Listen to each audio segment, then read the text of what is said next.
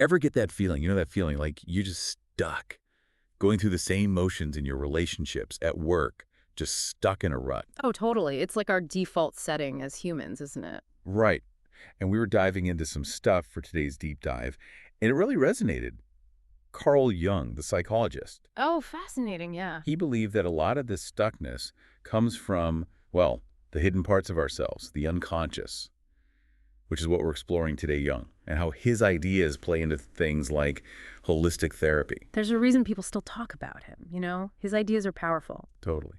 So, to kick things off, Yeah. Jung was all about this idea that our conscious mind, the stuff we're aware of, it's just the tip of the iceberg. Literally, he used that analogy. Like, there's this whole other world beneath the surface, the Yeah. unconscious. Okay, so like imagine a giant iceberg, right? Mhm. You only see a tiny bit above the water. Exactly. And that's where all those memories, instincts, experiences we've had, they kind of hang out. But they're still influencing us, even if we don't realize it.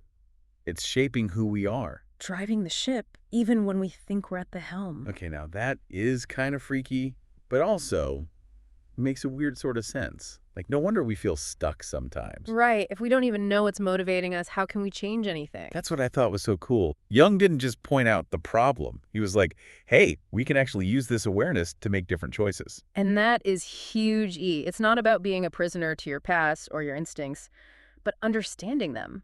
It's like shining a light down into that hidden part of the iceberg. Suddenly we see what's actually there. And then we can decide, okay, do I want to keep carrying this around or is it time to let go? Which brings us to holistic therapy. Because isn't that kind of the whole point? Not just fixing what's broken, but understanding the whole person. 100%. And the source material we have on this, it really digs into that connection to Jung. There's this quote that just jumped out at me.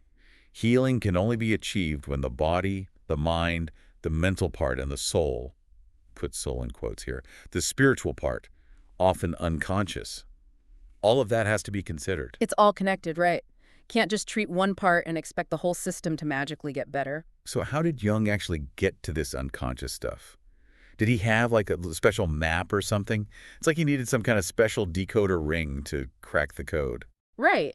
But, it wasn't just him going off on his own ideas. He used this stuff with actual patients, to help them figure themselves out. So this wasn't just theory for him. It was like practical tools. Exactly. Okay, so give us an example. Let's say someone keeps dreaming about being lost in a forest. What would a Jungian therapist say about that? Well, the first thing is they wouldn't just jump to some generic meaning like, oh, you're feeling lost in your life. Duh. Because everyone has dreams about being lost sometimes, right? Totally. It's about digging deeper. What does a forest mean to you? That's what they'd want to know. So like what comes up for you personally? Exactly. Does it bring up fear, excitement? What memories are linked to it? Because for one person, a forest might mean danger. But for someone else, it's like peace and quiet.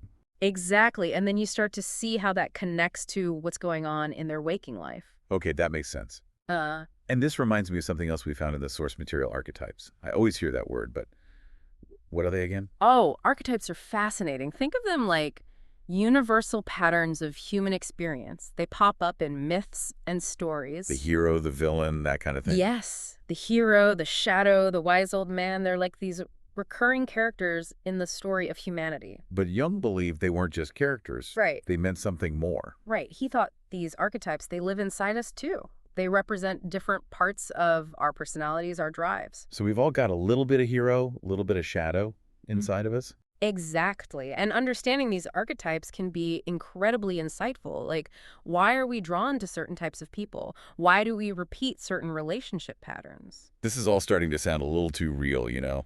Like maybe I don't want to know what's lurking in my own unconscious. It's a lot to take in. Like, I get it. This stuff is interesting.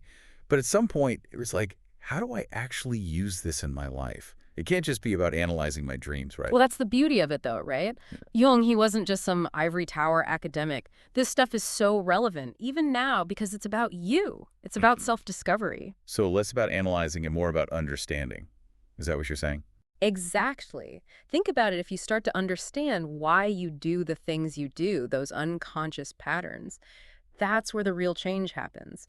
You can make different choices in your relationships, at work, even your creativity. That's connected to all of this. We're not just puppets then. There's actually strings we can grab onto. Yeah.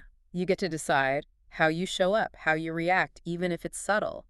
Those unconscious patterns, they don't have to call the shots anymore. Which reminds me, there's something else I wanted to ask you about. Synchronicity. That's a big one for Jung, Yeah. right? But it always seemed kind of, I don't know, like, is it just a fancy word for coincidence? Or is there something more going on? Oh, Jung was fascinated by that stuff. Those moments where things just line up in a way that seems impossible, you What, know. you win the lottery and then find a $20 bill on the ground. Well, maybe not quite like that, but those weird coincidences. He didn't think they were just random. For him, it was like a little peek behind the curtain when your conscious and unconscious mind kind of sync up. So you're more open to seeing the connections. Is that it? Exactly. It's like your intuition gets a boost or something. Okay. That actually makes a lot of sense. And it goes Yeah. back to that idea we keep circling back to, that everything's connected, right? Like, Mm. we can't just separate the mind and the body and that soul, whatever that means for each of us.